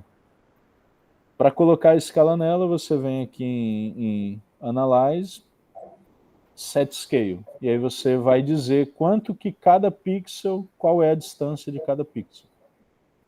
Beleza? Lembra que o espaço recíproco é um espaço inverso? Então, uma das maneiras de se fazer isso é você medir aqui qual é o comprimento, 231 pixels. Então, em 231 pixels existe 1/5, beleza? Aí você vem aqui em Set Scale, 231 vai ser igual a 1/5, 0,2 em nanômetros. E aí vai estar aqui a imagem já em nanômetros, beleza? Eu não gosto de fazer esse processo, e como eu sou o operador de um microscópio, eu já pego a imagem em DM3, porque ela já vem com essa imagem calibrada. A diferença é que não tem escala. Aí depois você tem que colocar a escala. Mas beleza, vamos lá, vamos começar. A difração é você pegar uma imagem como essa e encontrar esses diâmetros aqui, porque a informação está no raio. Então você vem, diâmetro, primeiro diâmetro aqui, segundo diâmetro. Você pode ser mais preciso do que eu estou sendo aqui e tal. Pode fazer...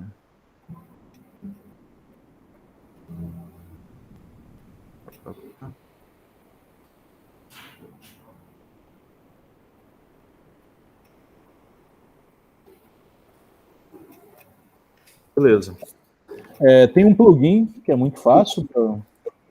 Assim, se vocês quiserem que eu faça conta, eu faço, mas tem um plugin que ele já pega essa área, transforma no vetor G, né, do espaço recíproco. 1 sobre o vetor G é a distância interplanar.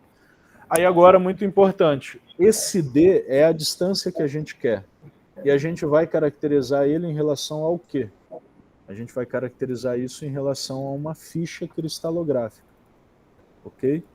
Então aqui é um exemplo de uma ficha cristalográfica de uma ferrita de manganês, MnF2E4. Ela é uma ficha indexada, de qualidade boa. Aí aqui tem os parâmetros, o grupo espacial dela, qual que é o número do grupo espacial, o sistema cristalino, parâmetro de rede, tem tudo. Mas o que é muito importante numa ficha cristalográfica é que ela te dá as reflexões aqui. E quando ela te dá as reflexões, naturalmente, a difração de raio-x, ela vai te dar em 2θ. Mas, se você lembrar de introdução à cristalografia, você consegue, num sistema cúbico, pelo ângulo, encontrar a distância interplanar, né? Sabendo qual é o HKL. Então, o plano 110, ele está numa distância interplanar de 4,9 angstrom. Quanto foi que eu encontrei aqui? 4,59. Aí essa é uma pergunta que eu sempre faço para o Emilson, né, Emilson? Você acha que um erro de 0,3 angstrom é demais? É isso, o equipamento tem calibragem, tem uma série de coisas. Então... isso aqui é um erro aceitável para os colegas que estão aí. Isso é um erro bastante aceitável. Então, qual informação que eu vou tirar aqui? 4,9 e 4,6 praticamente. Isso quer dizer que essa primeira área que eu selecionei, que é essa área, essa área daqui, é relativo à difração do plano 1. Beleza? Alguém não entendeu esse ponto? Você só igualou os 10 ali, ué? Sim. Mas é isso. Agora eu tenho a informação mais certa. E aí eu vou... Tem um trabalho que é mais bonitinho aqui.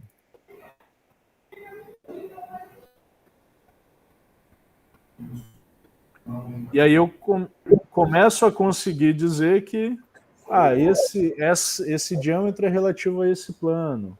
Esse outro diâmetro é relativo a outro plano. Aí vamos lá. O segundo diâmetro que eu marquei está aqui em 2,88. A ficha cristalográfica está em 3. Então, aquele outro círculo é relativo ao 220. Isso que você falou, Emilson, da amostra padrão de ouro, né? Só para vocês entenderem. É porque, Matheus, quando a gente faz aqui, ela não vem na imagem à escala igual vem no seu aí. Vem, é só você pedir para salvar em DM3. Tá. Olha que bonita que é essa difração, pô. Isso aqui é um policristal de verdade. Qual que é a diferença? Tá, deixa eu explicar uma coisa antes. O meu material, ele não é policristalino, tá? Por quê? Porque se você olhar essa imagem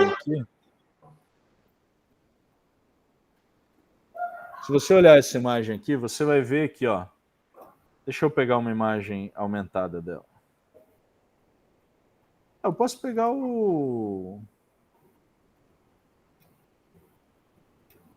pegar a imagem completa, né, Emilson? Estou aqui vacilando. Ó, essa é a imagem que eu submeti para um congresso. Então aqui, ó, você percebe que cada amostrazinha é um único cristal, percebe? Então por que ele tem um padrão que parece policristalino? É porque, na verdade, é uma multidão de monocristais difratando na mesma região. É diferente de um cristal policristalino, que é como se fosse um grão que contém vários cristais. Aqui não. O meu caso é muitos pequenos cristais e o seu plano difratando em todos eles. Posso dar mais um pitaco para ajudar a entender isso? Claro. Se você pegar uma fenda dupla de novo e jogar a luz nela, é uma fenda dupla linear. Você vai ver no anteparo 2 pontos. Você vai ver o ponto central e vai ver um ponto em cima e um ponto embaixo. Tá legal? Agora, se você pegar a mesma fenda e girar de 90 graus, esses 2 pontos que estavam em cima e embaixo, eles vão ficar à direita e à esquerda.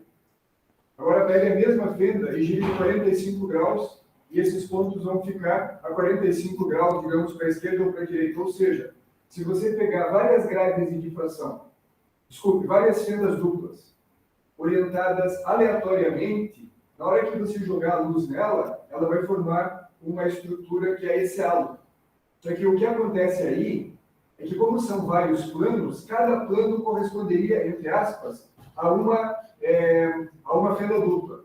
Então, é por isso que aparecem vários anéis concêntricos, mesmo que a sua amostra seja cristalina. Essa é a base da difratometria de pó, né? Quer dizer, porque você pega vários cristais em orientações distintas, e a mesma coisa que você pegar, por exemplo, a fenda dupla e girar ela no plano perpendicular ao feixe que você ensina. Por isso que aparece no círculo. Só para ilustrar que, como a gente está gravando, e eu, Emilson e o Rafael vamos usar essa aula para a gente mostrar para os nossos alunos depois, tá? Você está sendo o nosso professor. Então, eu só estou aproveitando esses momentos para colocar algumas coisas que eu acho que vão ser importantes para quem vai entrar sabendo muito pouco. Sim, Mas sim. a explicação está perfeita, tá legal? Tanto que ela está me permitindo fazer essa intervenção, é uma coisa bem pontual. Mas isso aqui que você está mostrando está magnífico. Sim, obrigado, professor. Então é isso, ó. Aqui, por exemplo, é uma difração de pó, que você percebe que a existência de alguns cristais maiores faz com que a quantidade de sinal relativa a um plano de difração daquele cristal seja superior. E aí você tem spots. Você, além do anel, você tem spots sendo formados. Percebe? É isso que o professor falou. Então, assim, quando você tem um material policristalino, é a difração clássica do ouro, que é essa aqui. Que é infinitas fendas no mesmo grão, né? Infinitas não, mas uma multidão de fendas no mesmo grão, formando isso. Quando você tem um material que é monocristalino, entretanto, você não está olhando só para um cristal, você acaba formando um padrão de difração muito mais parecido com isso. Beleza? Então, por que o ouro é o padrão, né, Emilson? Você falou. Exatamente porque você percebe que cada um desses anéis de difração não é difuso. Você percebe que a espessura é bem melhor resolvida do que a minha aqui. Os anéis aqui estão... Opa, não sei por que eu abri isso. Os anéis aqui, eles estão mais difusos, né? Diferentemente do que você enxerga no padrão de ouro.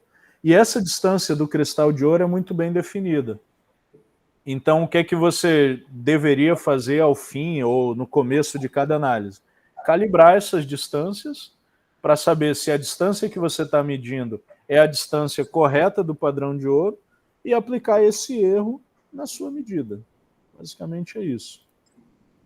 Então, não sei se vocês tinham uma expectativa maior, menor, melhor, mas indexar um padrão de difração é isso. Entender o fenômeno, obviamente, e aí pegar cada um desses diâmetros e calcular o vetor G, né, que é o vetor K, que é o vetor de difração, e inverter esse valor. Quando você inverter esse valor, uma vez que isso é a projeção estereográfica, isso é o espaço recíproco da imagem real, uma vez que isso acontece, então, quando você fizer o inverso do vetor de difração, você vai encontrar o valor da distância interplanar, vai pegar uma ficha cristalográfica de qualidade boa e vai associar a sua medida à ficha cristalográfica, e aí vai indexar o plano e vai dizer que esse material aqui é uma ferrita de manganês e cada um desses planos é esse aqui. Uma última coisa que eu queria falar é que tem como ver diferenças muito grandes aqui, resolução. Vinícius quer fazer uma pergunta. Opa, posso fazer uma pergunta? Claro. Então, eu estou curioso sobre a espessura desses padrões que você vê ali. Ela traz alguma informação sobre a amostra? Ou ela é mais uma característica do equipamento? Boa. Essa é uma pergunta realmente muito boa. Eu vou mostrar isso no livro. Deixa eu pegar aqui.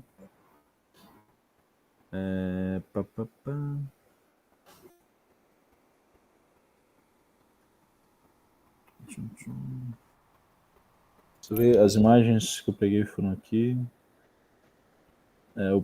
Isso aqui está associado, acho que, desculpa, é o capítulo 16. Não, capítulo 17, 18. É o problema da excitação.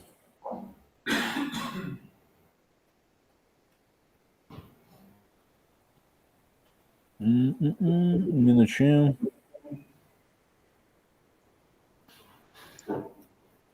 A espessura ela está relacionada com o eixo de zona, já para começar a te responder. Ai.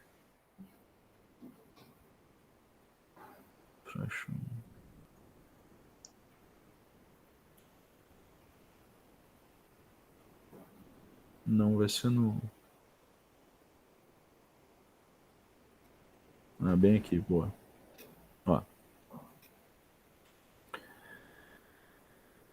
Você consegue perceber que, quando você passa na esfera de Ewald, né, lembra que eu falei sobre isso aqui, né? Quando você ilumina um desses planos, você ilumina toda a família desses planos, né? Entretanto, pensa assim, quando os cristais eles são muito pequenos, ou quando eles estão dispersos de uma maneira tanto quanto específica, ao iluminar uma família de planos, você iluminou com 100% de efetividade uma família de planos. O que vai acontecer? Ele vai pintar esse anel de difração com bem pouca espessura. Só que você concorda que uma parte do feixe também está inclinada? Então você tem parte dessa iluminação devido a uma inclinação do feixe. O que acontece com essa inclinação? Ela acaba iluminando uma outra região, não com a difração específica que você tem, mas com o que seria esse ângulo. Então, assim, quando você vê uma difração em anéis com uma espessura muito pequena, você pode dizer que esse cristal está mais bem formado, porque você não tem divergência na informação entre um plano e outro, e, naturalmente, a informação espalhada pelo seu feixe é muito mais coerente. Então é uma combinação. É uma combinação. Da configuração ali do seu feixe, mas também da qualidade da distribuição entre as distâncias, né? Eu deixei de usar o termo mais cristalino, menos cristalino. Tem um professor que sempre critica isso. Ou é cristalino ou não é. Mas, assim, aí eu uso agora a qualidade da sua estrutura cristalina. Está mais bem definido o termo. Então, entendi. Quando você olha para essa amostra aqui, por exemplo, você percebe isso. E esse spot aqui, isso aqui é um plano só que ele deveria ter sido um spot muito pequenininho, se fosse uma difração muito coerente, muito bem formada, com um feixe muito específico. Mas daí você tem que conhecer um pouco do seu equipamento também, assim, digamos. Só que você tem que pensar que isso você não muda. A aceleração do feixe é definida na tensão que você colocou lá na fonte de emissão. Então, geralmente essa... Tem uma distribuição aí também nessas energias, por essa questão de aceleração, isso ou não chega a influenciar? Não chega a influenciar nesse ponto. Que é muito pouca. A questão é muito mais a projeção estereográfica. Essa aqui... No slide que você mostrou lá dos tipos de ponta, tem isso, que eu acho que é uma dispersão de energia. Ah, sim. Considerando diferentes microscópios, sim. Se você fizer um padrão de difração num filamento de tungstênio e depois fizer num hexaboreto de lantânio, outro microscópio, o padrão de difração vai conter a mesma informação, só que com uma resolução diferente. Entende? Então, eu consigo dar esse exemplo aqui. O Emilson fez, na época do meu mestrado, eu fiz na UFPR e depois ele fez na UFMG. Então, assim, eu fiz esse padrão de difração aqui aí na UFPR e percebam a qualidade dele. Beleza? Olharam para essa imagem. Agora vamos olhar para o que o Emilson fez.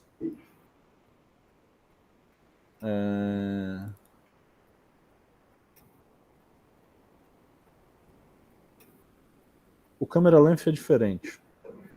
Mas, ó.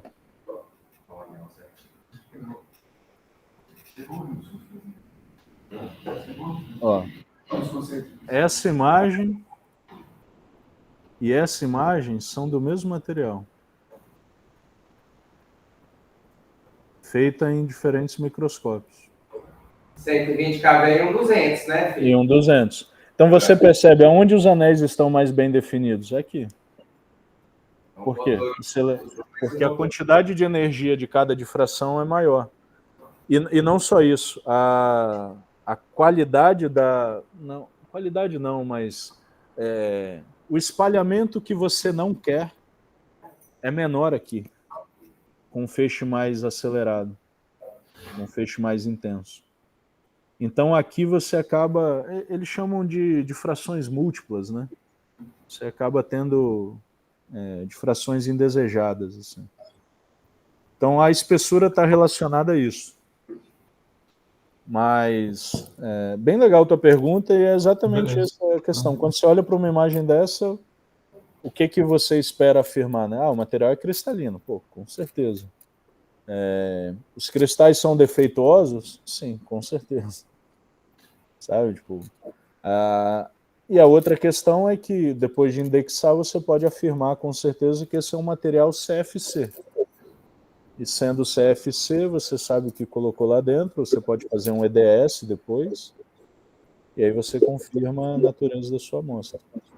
Porque você comentou aí aqueles erros, o erro, né? Foi por isso que até eu fiquei com essa curiosidade, assim, porque deve, de acordo conforme você escolhe ali, né? Eu posso pegar um diâmetro começando aqui, posso pegar um diâmetro começando aqui, né? Porque eu já pensei... E é justamente Entendi, isso que está associado ao erro natural da medida mesmo. Isso não tem como confirmar. Há até quem... Assim, existe uma maneira de indexar que é você fazer o diâmetro do tamanho da distância interplanar. E aí você verifica se está casando bem a imagem. Mas é isso. Essa imagem pode estar ligeiramente descalibrada. Então existem várias coisas a se considerar ao fazer essa imagem.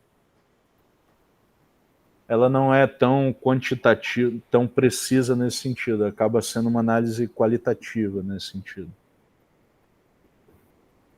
Beleza? Alguma dúvida? Alguém quer fazer comigo? Quer que eu faça de novo? Emilson, estou à disposição. Vou botar o último slide, então. Calma. Bom, vou fazer mais uma pergunta, então. Fica à vontade. Essa área da difração, a área que você escolhe quando você tem a imagem, e a área que corresponde a essa difração, é algo que você pode escolher? Você tem como saber de onde vem, ou é mais uma... Então, você tem que pensar o seguinte. Não tem. Você não olha para a área que você vai fazer a difração antes disso. Porque quando você está operando, você está olhando para o feixe, ele é significativamente grande ali na projeção. Quando você coloca a abertura da difração, ele se transforma num ponto. E esse ponto tem toda a área lá dentro desse ponto, só que você perde a capacidade de visualizar o que está ali internamente. Mas ela é da imagem inteira ou é de uma parte da imagem? Então, pode ser de uma parte da imagem ou de uma imagem inteira. A questão é que, geralmente, você coloca a abertura, isso é eticamente o que se deve fazer, né? Então, se você fez uma imagem como essa, por exemplo, você não altera em nada, vai abrir a imagem e você vai entender melhor o que eu estou falando. Você pega uma imagem como essa, você não altera ela em nada, a única coisa é você tira a lente objetiva, coloca a abertura da difração e faz a difração em cima dessa imagem. Agora, se essa imagem, se a área foi isso aqui, ou se a área foi isso aqui, você não consegue precisar. Você consegue calcular isso pelo camera length. Então, eu, por exemplo, uso um camera length, geralmente o segundo ou o terceiro maior, que é justamente para ele tentar ser o mais abrangente possível no aumento, na magnificação que eu dei para ele. O equipamento não muda a magnificação. Então, eu estou olhando para uma imagem com um aumento de 100 mil vezes. Essa mesma imagem vai entrar a abertura de difração e ela vai selecionar uma área dessa região aumentada em 100 mil vezes. Entendi. Então, mas controlar exatamente, não, eu quero que seja exatamente essa área aqui. Você teria que gerar um aumento, magnificar para aquela região, só que aí lembra, quando você magnifica, você diminui consideravelmente a contribuição de sinal. Então, eu tenho um sonho de um dia poder fazer uma difração em cima de uma imagem como essa que eu vou te mostrar aqui agora.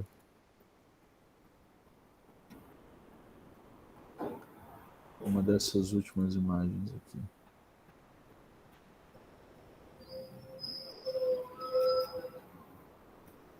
Aqui, essa imagem foi feita com 1 milhão de vezes de aumento. 1 milhão de vezes? Isso. 800 mil vezes. Aí. Se eu pegasse essa área e mandasse colocar abertura de difração, cara, tem muito pouco cristal aqui para formar a informação. Percebe? Além do fato de que quanto mais energia, quanto mais você focaliza o feixe, mais energético ele fica e mais difícil fica de controlar essa difração, espalhamento. Entende? O ideal é fazer o padrão de difração entre 40 a 120 mil vezes de aumento. Esse é o ideal. Acima disso, tá fora do que o manual prevê. Assim.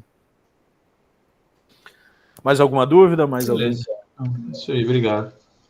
Obrigado, Will. Muito bem, pessoal.